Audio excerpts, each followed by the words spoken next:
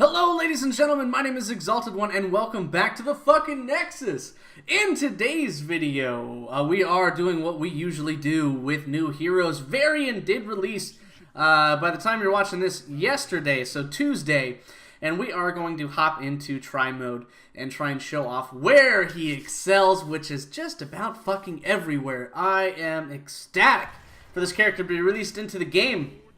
So we are here in try mode versus trusty Arthas on the enemy side today. Now at level 1. So let's just go over the quick abilities here for us. So Lion's Fang, that's right.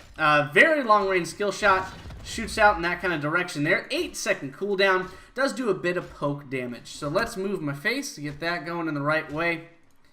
God, I suck today. Alright, so now that we got that figured out. So straight line skill shot, 329 damage at level 20 and slowing enemies by 30% for 1.5 seconds, which is going to be very, very important for us later on. Let's go ahead and toggle off cooldowns right now.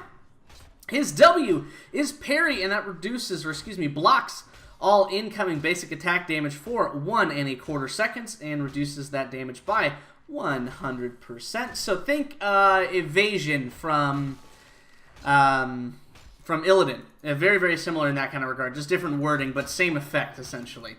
Our E ability, Charge, think the Butcher in this regard as well. So a little bit shorter range, quite a bit shorter range. But it does chase down the enemy hero and deal 110 at level 20 base damage and slows them by 75% for a full second. So you can charge in and then slow them as well. So they get a total slow of 2.5 seconds on that combo between E and your Q. Now, the trait, which is also very important, think Samuro. So he's a very pieced together hero out of others' kits, which I personally love, and it takes the best parts of so many heroes that I enjoy and slams them into one and gives him even more strength, which is nuts. But Heroic Strike, so think Critical Strike from Samuro. So every 18 seconds, your next basic attack deals 278 bonus damage, and basic attacks reduces by 2 seconds. So it has an 18-second cooldown. So let's go ahead and pop in here. It hits that for that 278. And then again, you can see that the reduction here is dropping every time we hit Arthas Menethil. So, let's see. Going back to the numbers that we have as well, just to give some context there, as we've done some fucking research this time. Or at least some testing a little bit earlier and taking some notes. So at level 20, basic auto attack damage, as we can see right here, 173, and a critical strike is 278, and that is just static. So it does not change or scale through the entirety of the game. It is just at that point, which let me double check that with earlier numbers. Okay, so it does scale the damage through from throughout the game, but at level 20, it does stick there at the 278 damage where we're at. So the auto attacks and all that are going to be based on this as well.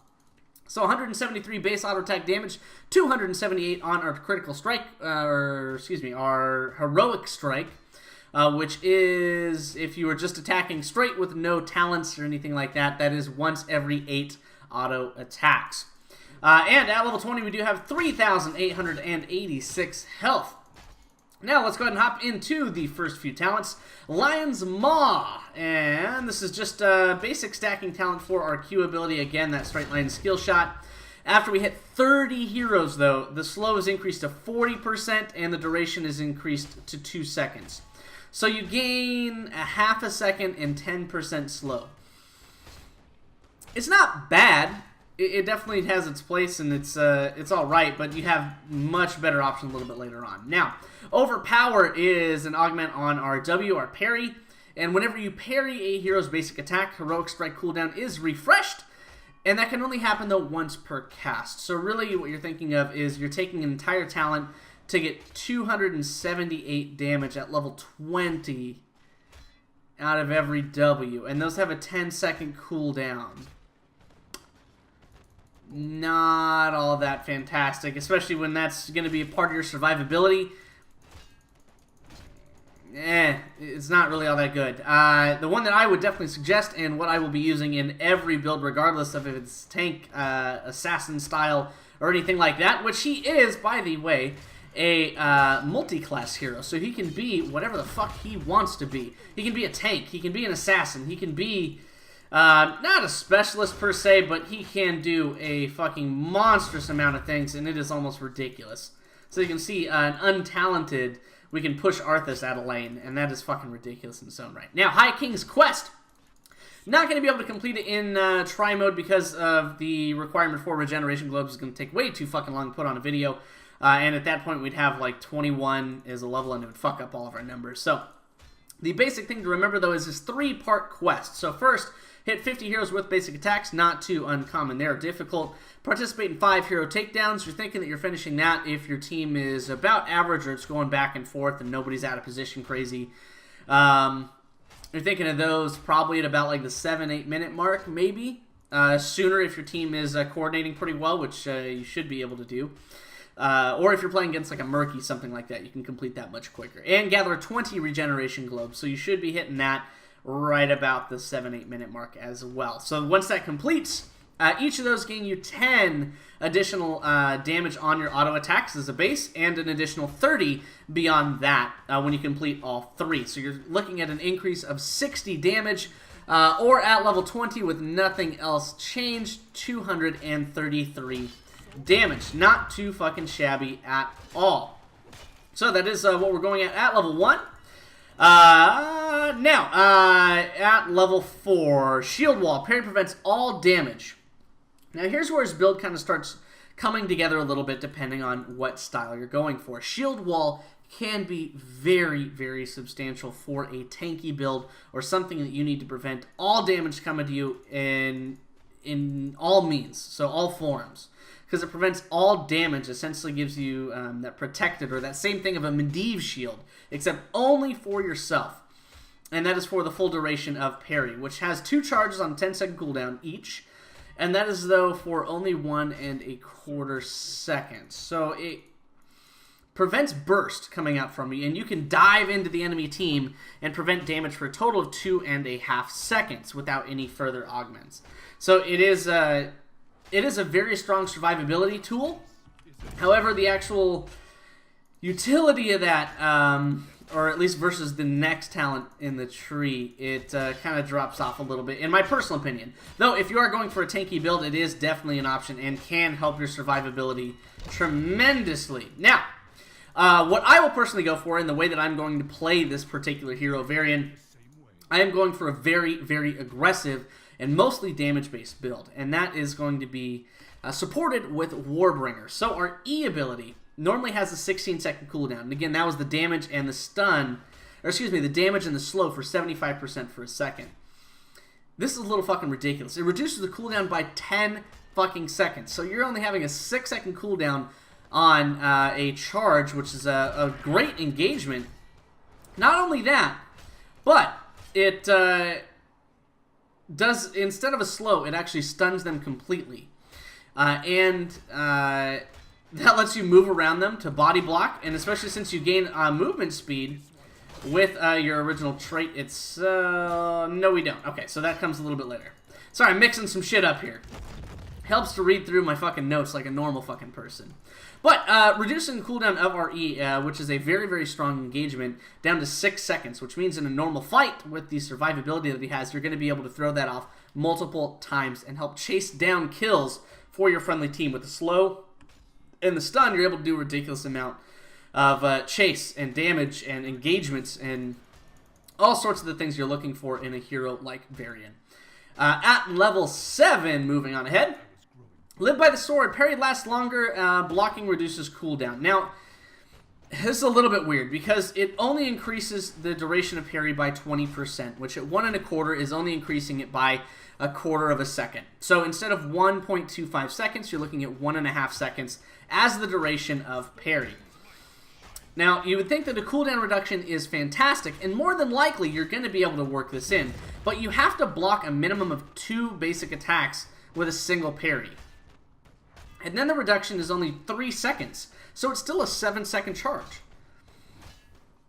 You have to have something increased to that, and on top of that, make sure that you're soaking up 2 auto attacks, which the enemy can just decide to not attack you for that moment. Or if you're 1v1ing someone else, you're not going to get any value out of that because they'll just stop you. They'll just stop attacking. unless you're facing like a tracer or someone that has to attack to continue to deal damage or to sustain themselves, not going to be too likely. The other two in the tier definitely going to be my personal choices. So, second win, basic attacks heal Varian for 1% of his maximum health, which again is going to be important a little bit later on once we hit our heroics. And while below 50% health, they also heal him for 50% of the damage dealt, which is fucking absurd. With this talent and some that we're going to augment later on, it is going to mean that we can solo the boss, which is kind of nuts for a hero that can do as much as Varian does. So, what were you just looking at? So that is going to heal us. Let's go ahead and take some damage. So I don't believe that we can solo the boss at this time. But remember that you can also use parry, so it doesn't just stop basic attacks from heroes. You can also use that to negate any damage that you take from other sources as well. So you can see every tick that we have, we're healing for 46. And then, once we drop below that that half health range, we're going to be hitting for an additional 86 that we're going to be healing out of that.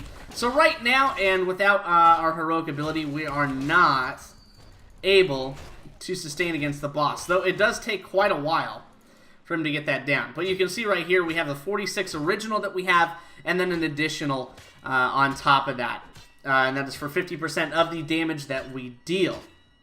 Now, the other option that we have at this range, so again, High King's Quest, Warbringer is my personal choices, and then Victory Rush. So this does a burst heal for 877 health, which is fucking nuts.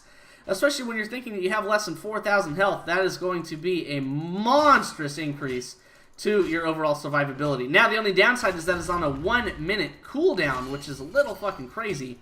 But that is reduced by 15 seconds per minion that dies or near you. So you just saw that that dropped significantly, and then right down to 9 seconds. So if you are playing on a map that is very heavy on minions or multiple lanes or anything like that, you can get a substantial burst healing out of that. And that that's kind of a map choice. Though for most scenarios and most situations, the one that I will personally go for is going to be second wind. And that is going to increase your sustain ridiculously. And again, with later talents, you gain things that will help you survive through that to get the value that you so desperately want out of that talent. Now, here's where shit goes off the fucking chain. Heroic ability 4, tanks, taunt, and that is going to force a hero to attack Varian for 1.25 seconds. It also increases your fucking health passively by 50 fucking %. So as I mentioned, we are at 3886 as our base health. Tap that, 5,828. So we almost gain a 2,000 healing right out of that. So he is unable to attack anything but us for that 1.25 seconds. And you are able to tie that with parry. So you are able to get the tank completely distracted or off of your team. It definitely helps out your team relatively, but your attack speed is also reduced by 25%. So you lower your damage as a result of that. So you can pull someone into tower range kind of like that, and then you can charge after them, just keep attacking them, and moving forward with whatever you choose to do. Now, none of these cooldowns are changed or anything like that right now. So we are going with base cooldowns with the amount that we took here. Again, because your attack speed is lowered so substantially, you can't do as much. You can't really burst down a hero, but you are able to sustain quite well if your team is on your ass, and you can provide a good utility as a tank to your team. So, and especially with the only CC in his kit coming from Warbringer, that is important that you take Taunt if you are going for a tanky kind of build.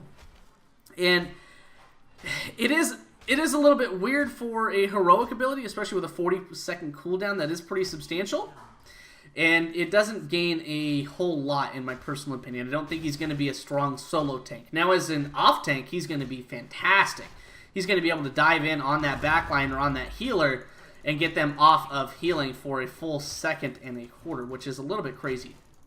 Now, Colossus Smash at level 10, which is one that I focused on in a different video that I used. Him for a There we go. Sorry, I got a little distracted. Went too into that one there. Which I did in a quick match video on the PTR. So what it does is it does damage in general when you leap in. It's 365 at level 21. Let's go ahead and set our level back down to 20. Repick the talents. High King's Quest, Warbringer, Second Wind, and Colossus smash up to this point. So it does 351 damage and makes them vulnerable for 3 seconds. When you think about Hunter's Mark from Tyrande, I believe it has about a 10 or 12 second cooldown.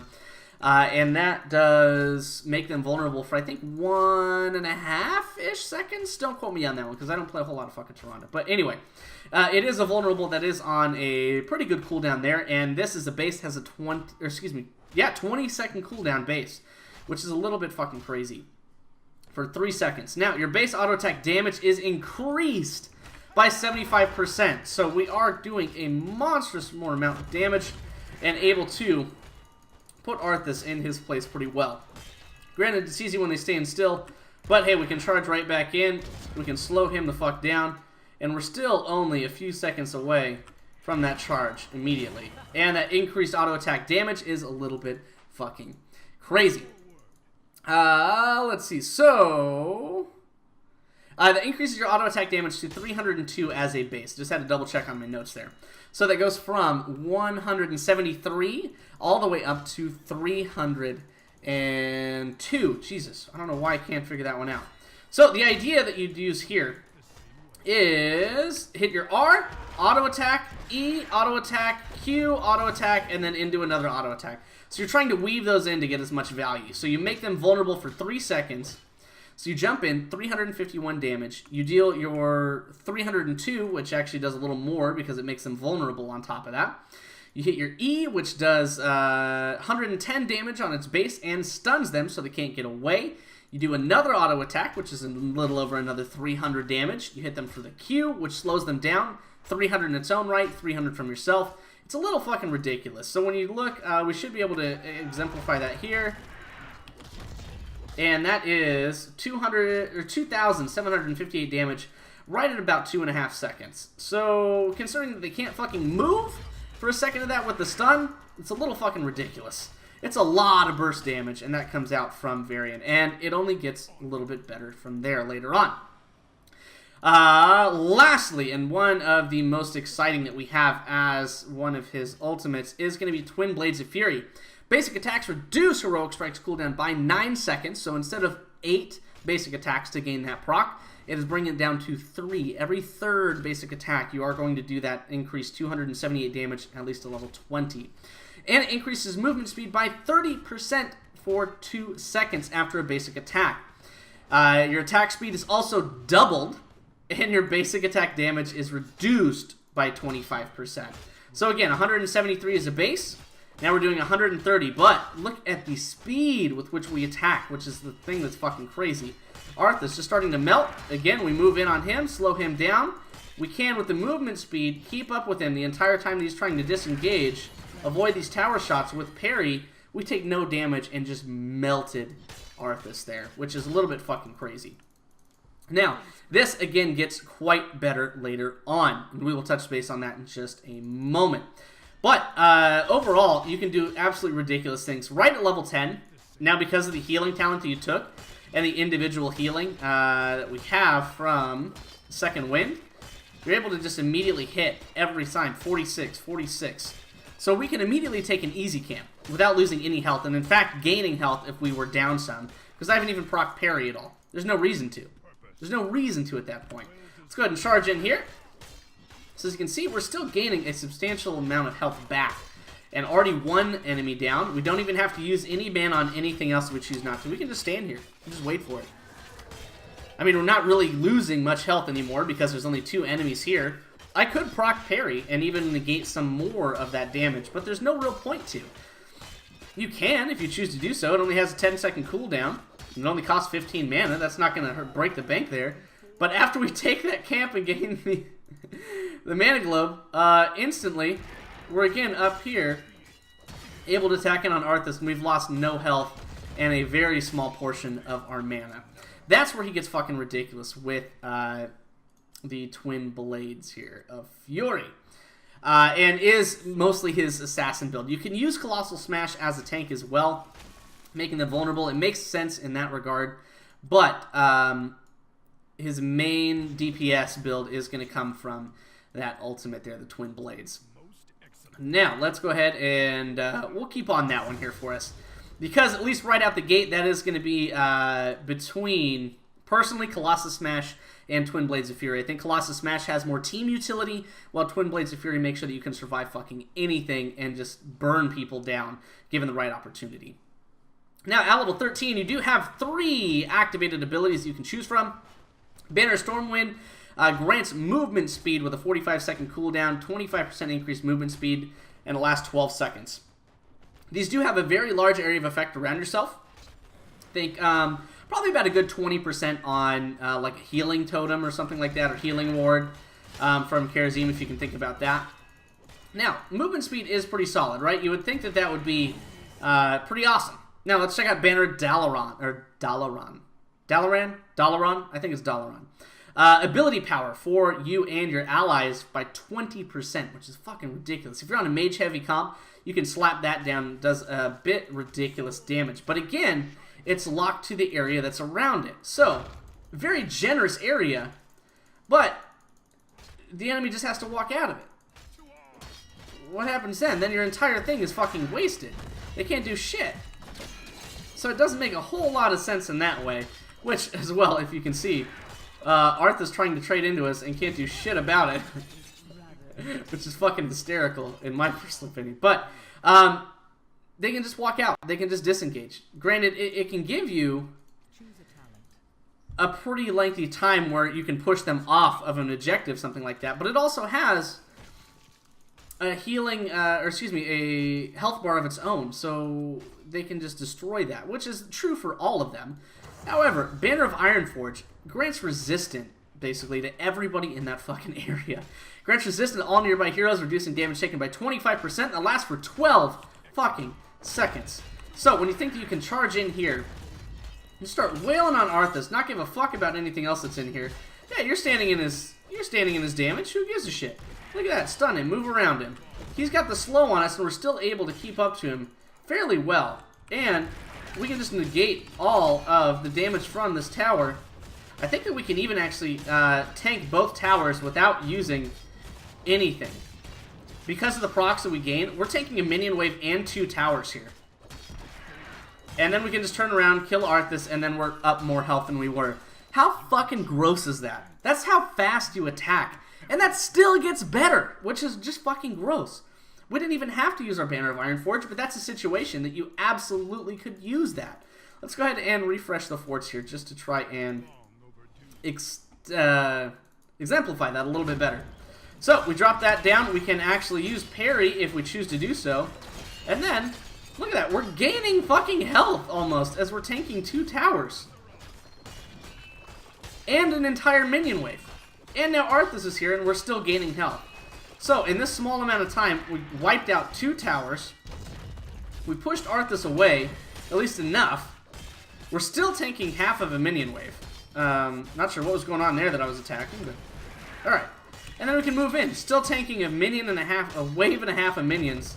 Moving in here. Look at this. We'll even go in here. The only thing that's going to slow us down a bit is going to be the slow from the keep on straight shots. But if that weren't the case, we would be diving in incredibly deep.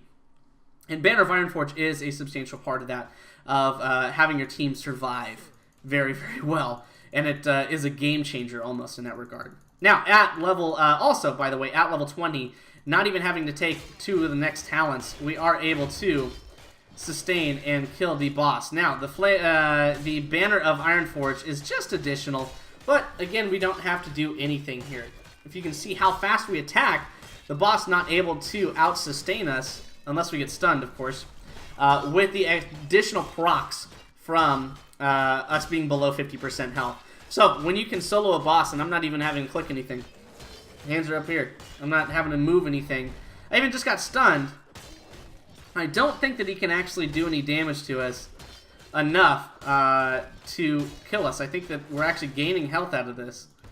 And as long as we walk out of that, we're not going to get stunned and comboed to death. So we can even actually hit our W and gain back up to full health as we kill the boss, which is pretty fucking gross. He's going to be a little intense when he first comes out until people learn either to counter him or what they can do really to change up his numbers there. Now at level 16, all solid talents. Juggernaut though, charge deals bonus damage to heroes equal to 6% of their maximum health, which only did 114 damage prior. Let's go ahead and check it out on Arthas here. We did 340 and another 114 on top of that. So we do the base damage and another 340. So you're looking at 400 burst damage. We already have it off of cooldown again. And we're already in on Arthas half of his health, which is pretty fucking ridiculous. And we didn't have to use any of our major cooldowns there. And we have everything ready to go again. And still, cooldown's not toggled. So this is all just natural. Nothing out of this that is out of the ordinary. And again, we can just move in on Arthas. Almost disgustingly so. It bursts him down a lot. And then you just 1-2 punch with the auto attacks and he's dead. Now, what else do we have at level 16 that we could choose from? Mortal Strike reduces their healing by 40% for 4 seconds. So if you have say a double heal comp on the enemy team, normally very, very difficult to get in and actually deal significant damage. When you cut out their healing by 40% and you can auto attack multiple heroes and bounce back and forth and move as quickly as we can with that bonus from our heroic, it's a little bit fucking ridiculous. It honestly is a little absurd with how much damage you can do. Even with the slows from Arthas, we're still able to catch up to him. And imagine if we had that reduced by 40% of the healing. So if you are in a match where you're up against healers pretty frequently, or you just want to dive in and wail down their tank because they can't sustain through anything, or even heal themselves significantly with that 40% reduction, it's absurd. So between Juggernaut and Mortal Strike are going to be the most commonly picked. And definitely, I personally like Juggernaut just because we already took a talent that reduces the cooldown. So every 6 seconds, you're dealing another 6% of their damage, which is a little ridiculous. But Mortal Strike does significantly cut down on the enemy's sustain for their entire team. Shattering Throw, though, deal massive damage to enemy shields. So you throw a sword, deals 114 damage, similar to the base that we have on our charge. To the target, and up to 3,193 bonus damage to their shields. So think of facing an Artanis or a Chen. What shields? You don't have them anymore. Those are gone. Oh, Artanis. Oh, you just got those? Oh, goodbye. Those are gone, and now you have nothing. And you have to auto-attack to try and get those back. Now, this is a burst shield, or a large shield, that is most impacted by this. And your basic attacks do 200% damage. Bonus damage to shields. So it does get a little fucking ridiculous. Again, not the best place in try mode to really show that off, but kind of get the idea that against Artanis, against a Chen, especially if you go the damage build, that can just fucking tear them into shreds. It is that insane. But more than likely, Juggernaut is going to be my choice at that range. Now, Vigilance. At level 20, just an alteration to that. Being hit by a basic auto attack reduces the cooldown of taunt by 0.75 seconds. Again, it's got a 40-second cooldown, or no, excuse me, 16-second cooldown, so it's not as terrible as I was kind of thinking of. It helps. I don't think that you're going to get all that many auto attacks off on yourself in 1.5 seconds. That's going to make it that valuable. But it can help out. You can try and use that a little bit. I think you have better options as that tank, but it's not terrible. It's just not that good. Master at Arms at level 20 as well. Colossus Smash affects all nearby enemies near the target, and its cooldown is reduced by 1/2, 10 seconds. So every 10 seconds, you can make someone and everyone around them, which again, let's go back to that real quick. High Queen's Quest, Warbringer, second win. Colossus Smash, Banner of Ironforge, Juggernaut, and Master at Arms. So, this is the area around the enemy that we impact. It's pretty fucking large. Everyone in that area is going to be impacted and made vulnerable. So, if the enemy clumps up at all of them just became vulnerable. So, think about the opportunities you can have with like a Jaina Ring of Frost and moving that in with with his damage in general. It's a little bit fucking crazy. And again, the same combo is true from earlier. So you are in, auto attack, E, auto attack, Q, auto attack, and chase them down. Now, the only thing that changes that up is that you get your smash back again in 10 seconds. So you can jump in, you can use it as an engage, you can stun them, slow them, auto attacks continue on. Now, we didn't actually take the talent, so that would fucking help. Like, dumbass, I didn't do that. Alright, engage in with R, auto attack, E, auto attack, Q, auto attacks, slowing them down the entire time. Now, we have E, engage again, R to engage one more time, Q to go around them and hit them again. 727 damage with natural cooldowns. A second is a little fucking crazy. Now, we'll just wait for this to be ready to go, and R in, E, stun, Q, and there goes Arthas' health. And there we go. Half of his health gone in one burst, and we have that ready to go yet again. That's a little fucking crazy. It almost guarantees you a kill every about 10 seconds if you can hop in. And if any damage is around you at all, they're going to be able to help wipe down enemy targets very, very quickly. We are running a very long video here. Apologize to try and wrap it up. Frenzy, though, he does have a shitload of talents that would go over. I mean, Jesus Christ, I've been talking my ass off for half an hour. Warbringer, second win. Twin Blades of Fury, again, the attack speed, the assassin-y build. See, this is the one where Mortal Strike can get much, much more value for your team because you're reducing the healing that they can get and be able to move between targets very quickly and be able to do that with Warbringer hopping between enemy targets. But Juggernaut's still my personal favorite for that increased damage. Now, increases the bonuses of Twin Blades of Fury by an additional 15%, and basic attacks increase movement speed by an additional 10%. Now, those bonuses again, that was attack speed by 100%. And, you know, I'm not sure. No, okay, so it doesn't change up his actual cooldown reduction.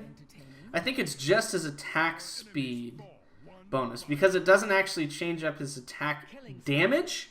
That is still exactly equal, but the increase in his movement speed is actually 40%. So you are able to actually chase people down that would be on a mount. Mount speed is 30%. You are able to move in, and at 40% movement speed, engage. So Arthas is able to get away a little bit there because he has this slow, but even then, we get back our charge so fast, it doesn't even fucking matter. That's what's fucking gross about this range. So that wasn't even actually with the talent, because again, I'm good at paying attention to what I'm taking. So we can move in here, and we can just walk around, like we can just beat around and body block the shit out of him. What are you able to do? You can't do anything. I think we just had the ping from... God, it's just insane. And you can charge the minions as like a disengage if you need to as well. He's just fucking crazy. Now, the last two, we'll cover those real quick because not as strong, though Demoralizing Shout is going to help out tanks. So, Glory to the Alliance banner now also increases health regeneration and all healing received for nearby allied heroes by 50%. And the cooldown is reduced by 20 seconds. So, naturally, Ironforge has a 45-second cooldown for us. That is the same for all the banners. That is reduced now to 25, which is a little fucking ridiculous in its own right, and increases allied healing by 50% in that wide area. So if you're having a team, like a team clumped together, like a team fight, you can have like an Ariel, for example, that has large burst heals, just absolutely push that through the ceiling with the increases that you gain from that. However, the other actual trait ones for Master at Arms and Frenzy are going to outweigh that in my personal opinion. Demoralizing Shout is another option for the tanky build, and that is activate to demoralize nearby enemy heroes, reducing damage they deal by 25% for a whole 5 seconds, which is a little bit fucking crazy. It reduces that damage quite a bit, and you can get in again and try and use Taunt as a form of crowd control with your charge and with all the other abilities that you're able to use as well. And again, we're able to kill Arthas before he's even able to really move. And we have more health than we fucking started with, which is a little bit crazy. But let's go over it one more time in the two builds that we were looking for. High King's Quest at level 1, increasing your overall attack damage, which marries extremely well with Twin Blades of Fury. Level 4, we are looking at Warbringer, and that reduces the cooldown of your E, your charge, almost like your Butcher's Charge, by 10 seconds, bringing that down to 6.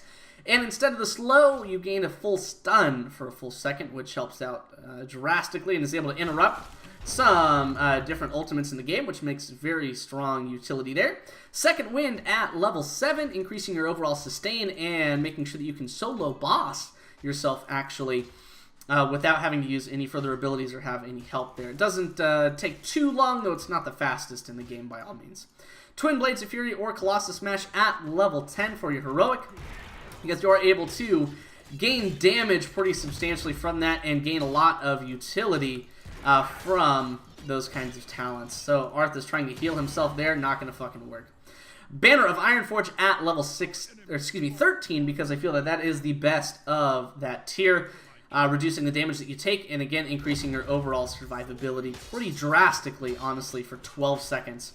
Juggernaut at level 16, that is increasing the damage there. Pretty solid there, though. Mortal Strike, also a very, very solid option, especially with the damage or assassin build that you have available. And at level 20, Master at Arms, absolutely, if you took Colossus Smash. Frenzy at level 20 if you are going for the damage build with the Twin Blades of Fury. Or Demoralizing Shout, personally, if you are going for that tank build to reduce that damage around you. Though Vigilance can have its place if the enemy team is auto-attack heavy. But, ladies and gentlemen, I know this one was quite a long one. Hope you did get something out of it, however, because he is a very, very complex character in talents, and I really feel above the majority that's come out recently, they're getting better and better and better, and Ragnaros is going to be fucking fun as all hell, too.